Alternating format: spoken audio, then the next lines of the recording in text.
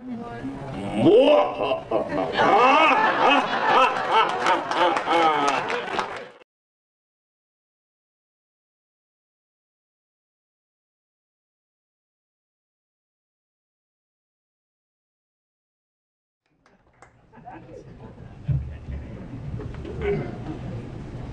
Okay, now we're doing a Q&A. So, I will call on you. You can address questions at either of us. And oh, you're so excited, sir. Go for it. Yes, yes, in the black.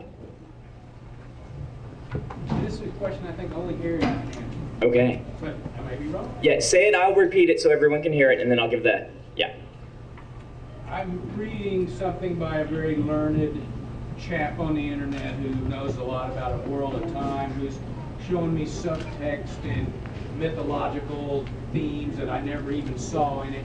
But he's of the opinion that Jim wrote The Great Hunt first and The Eye of the World second, and then The Dragon Reborn. It was originally a trilogy and he broke it all up. I don't believe that.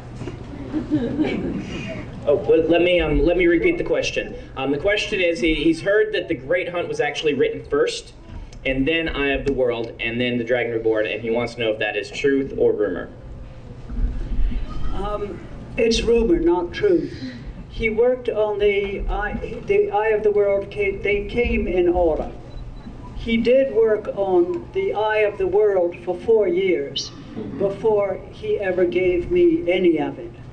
And while he was writing The Great Hunt, he and I went out to lunch in the neighborhood deli, and he asked me what I thought the child-rearing practices of this desert people he had in mind, what they would be like. And if you remember, I mean, we just saw the first Aiel in the cage, but he was already working. Howard Rand had been brought up, you see. So he worked very far ahead in his thinking, but there wasn't, the way he wrote them was the way they were published. That's what I thought. Thank you. Okay, we'll go right here, and then we'll jump to this side. So. Okay, my question is, Varen, well, I'm assuming you've all read that last book. Well, if it's... How spoiler can we go? Let's try to keep away from spoilers, even for Gathering Storm. Oh, God. Who hasn't read Gathering Storm? Oh, You can state it as, there is a certain character. Okay, there's a you certain can talk character. Around it. There's a certain character of the Brown Aja. Oh, now that's way too much. All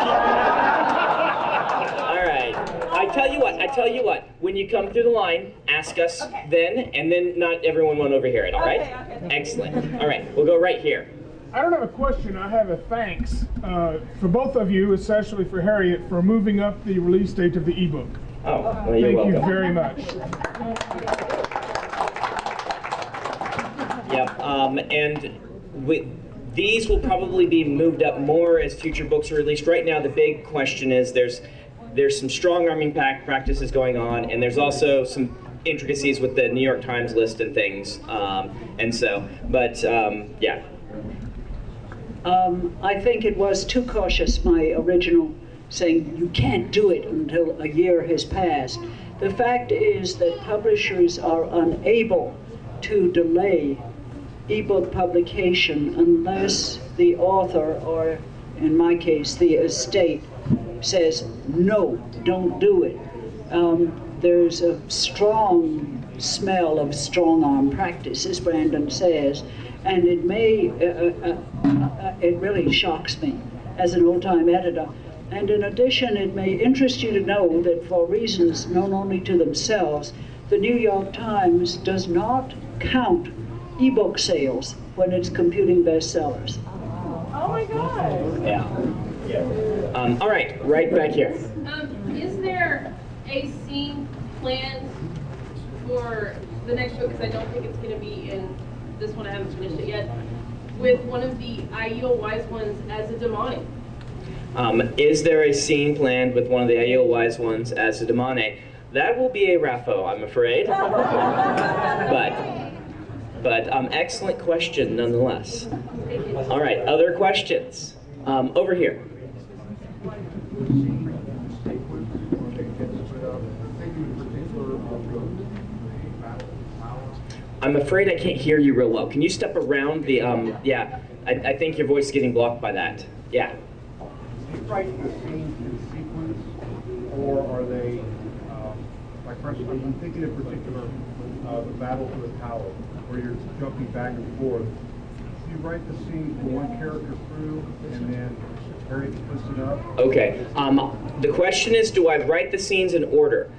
For very large epic fantasies such as Towers of Midnight and Way of Kings, I actually approach it by viewpoint grouping, meaning I pick all the characters who are together in the same location or who are kind of together emotionally or things like that, and I will write them straight through until they run into people from other sequences. And at that point, I'll usually stop and do the next one straight through, or I'll just skip those chapters and go on, depending on what's going on. But I do it by group, and the reason for that is juggling all of these characters in your head and making sure that I'm keeping every character true to themselves. It's kind of like I have to upload a bunch of stuff into my brain and then wipe it clean and upload a bunch of other stuff for another sequence. So for instance, for this book, all of Perrin and Fail and everyone around them would have been written straight through, and then I would jump back and would have done that, and so forth. All right, way in the back. Since you write that way, how are decisions made about breaking up the chapter? Are you doing that? Is Harry doing that? The question is, how are the decisions made about breaking up the chapters? Usually that's Harriet. I break the scenes. She decides what gets grouped together into a chapter. And she will often move the chapters around. She does quite a bit of that, tweaking it to try and figure out where the best balance is. I'll generally give her an initial with a bunch of them. Well, she'll get them in viewpoint chunks first, and she'll be doing edits on those while I'm writing other viewpoint chunks. And then I'll stick them together in kind of an initial, and then she'll look through and say, no, this one needs to be here, this one needs to be here, these three need to be one chapter, that sort of thing. And if Brandon says, well, I just can't get behind this one, he wins. There were a couple that I really liked. There's a really, really great cliffhanger at the end of the first Matt chapter. And I'm like, oh, that's just such a great place to break a book, break a chapter. It'll make everybody turn to the next page. And so, yeah. Okay, next. What's that? Oh, thank you. Other questions? Oh, wow, there's 3 of you over here. All right, the Muppet shirt. Who is Bela really working for, Harriet? Would you believe that Bela is the Dark One? We all knew it. Green shirt. Yeah, have you finished the Mistborn novella yet? Have I finished the Mistborn novella? The Mistborn short story that became a novelette, that became a novella, that is now a short novel, is 60,000 words long, of what's really looking like 70,000 words, which is about the third of the length of one of my other novels. And so I wrote a little bit on it today on the plane ride, and some yesterday. Slow going while I'm on tour, but it will be done fairly soon. Hopefully we'll have something to do with that next summer, since I don't have another release. It would probably be a small scale release or something like that.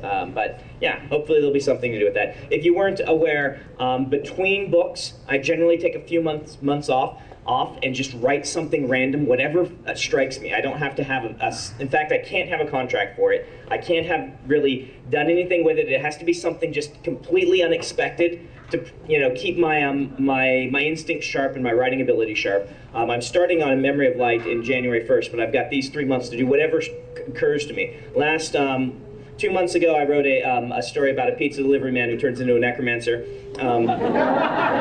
It was called Death by Pizza. No, he was a good pizza delivery man with good pizza. He was just a necromancer. Last month, I wrote this Mistborn novella.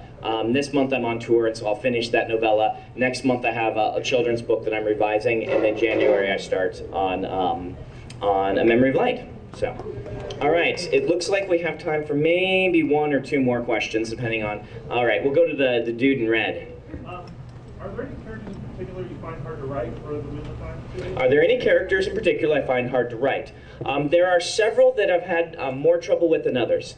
And in that case, I generally work on them quite a long time. Avienda, when I first started writing her, was probably the most difficult to get the voice right.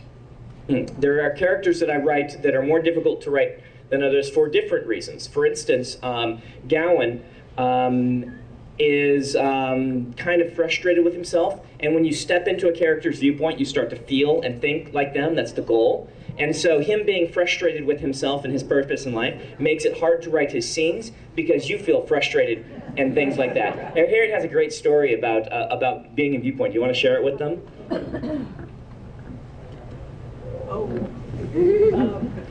One of the things that happens with a writer, which certainly happened with Jim, he was often asked what was his favorite character, and he said, whoever I'm writing today, because he understood that villains don't think they're villains. They are doing what the world or the devil or something outside has forced them to do. So they think of themselves as gallant victims generally while they're slitting somebody's throat. But I could tell when he'd been writing somebody awful. He'd come in the kitchen door at supper time and he'd come slink around the walls. I said, "You've been writing Pad and Pain today, haven't you?" He said, "How did you know?" Okay, one more question. Okay, let's go ahead and do someone way in the back. We'll go ahead with purple shirt. Who's my favorite villain to write? It depends on the book. The scene that Harriet just read was a huge amount of fun to write because Fane is just completely bonkers at this point. And so in this book, I'd say that was, of the villain viewpoints, my favorite one to write. Okay, we've got time for one more. That was a quick one, so we'll do this lady right over here. Can you do the Forsaken Mwuahahaha? Oh, can I do a Forsaken Mwuahaha? All right. Yeah, and Steve even has this on video. Thank you, Steve. We can't cut that out, can we? Okay. All right, thank you guys very much. Let me do...